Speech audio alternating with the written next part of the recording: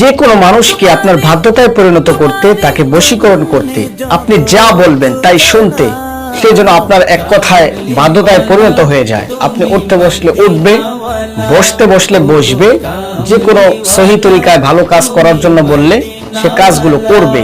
এরকম যদি কোনো মানুষকে আপনি করতে চান, কোনো নাজায়েজ কাজের জন্য নয়, তাহলে আল্লাহর কালাম আপনার জন্য এটাই যথেষ্ট। আল্লাহ রাব্বুল আলামিনের পবিত্র কালামুল্লাহ শরীফের একটি সূরা, সূরাতুল ফাতির, ফাতিরের 21 নম্বর আয়াত আপনি পড়বেন, মাত্র 11 বার পড়েন।